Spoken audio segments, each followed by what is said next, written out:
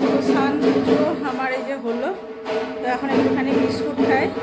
আর যে নীল পুজোর জন্য বাড়ি বাড়ি সবার আসছে, তো আমাদের এখানেও ঢুকতেছে। ভালো লাগে নীল পুজো, তারপরে যে চড়কের সময় সবাই আসে, যে একদম কি সুন্দর কালী ঠাকুর, তারপরে শিব ঠাকুর সাজে, দারুণ লাগে।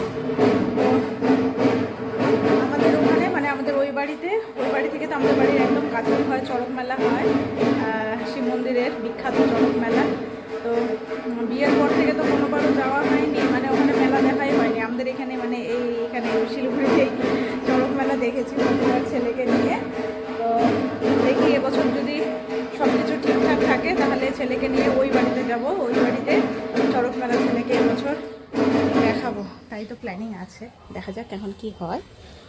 আর যেদিকে মনে হয় ওরা আসছে এখন, এই যে চড়ক নিয়ে যারা ঘুরছে। চড়ক নাকি নীল পুজো তাও তো বুঝতে পারলাম না।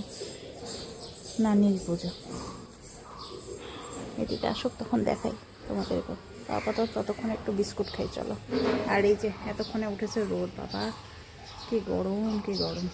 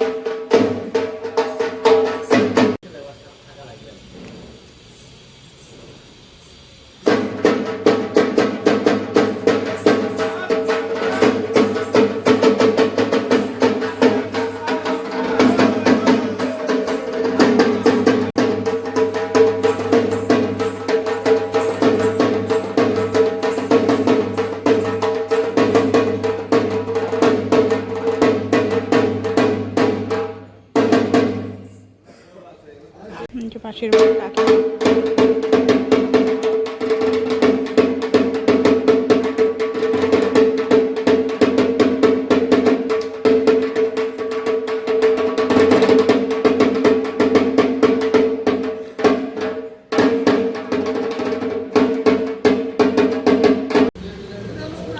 নীল পূজা, নীল পূজা।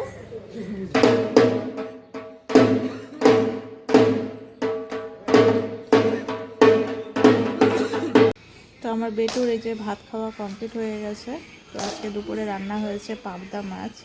তো আমার আর দুপুরে ভাতই খেতে ইচ্ছা করছে না। তো এই যে বর টক দই নিয়ে আসছে।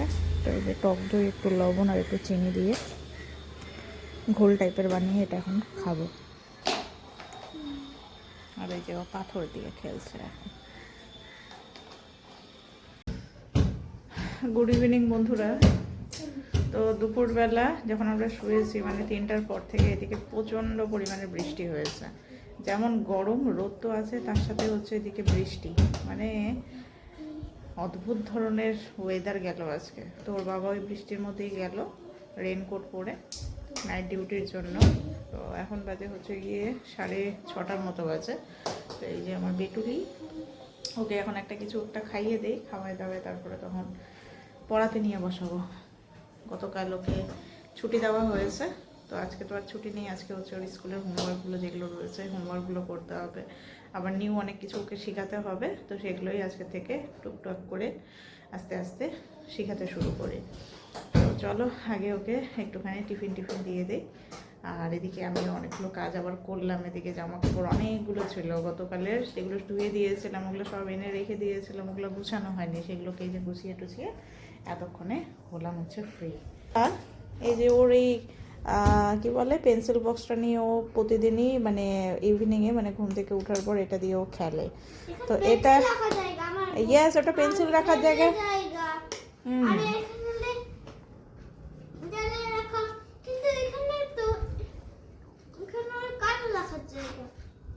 এখানেও পেন্সিল থাকবে, দুটোতেই পেন্সিল রাখা যায়, বুঝেছো?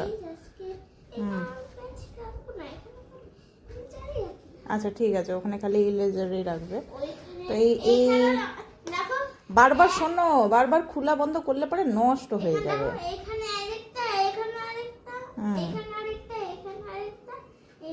অনেকগুলো হবে। তো এই পেন্সিল বক্সটা তো দিয়েছে মা ওকে, তো এখন তো পুরোনোটাই নিয়ে যাচ্ছে। এই হাত ঢুকাবে না, এ নো, ওখানে হাত ঢুকালে পরে আঙ্গুল কিন্তু একবারে কেটে যাবে, মাংস বের হয়ে যাবে। ওখানে কোনোদিনও হাত ঢুকাবে না কিন্তু, ঠিক আছে? ওটা পেন্সিল ঢুকানোর জায়গা। এই বাচ্চা কাচ্চাকে নিয়ে না খুব মহা সমস্যা। এক্সপেরিমেন্ট করতে গিয়ে তখন এদিকে ওদের হয় রক্ত বেরিয়ে যায়, তখন হচ্ছে আমাদের মায়েদের মাথার মধ্যে একবারে হেডেক পড়ে যায়, আর কিছুই না।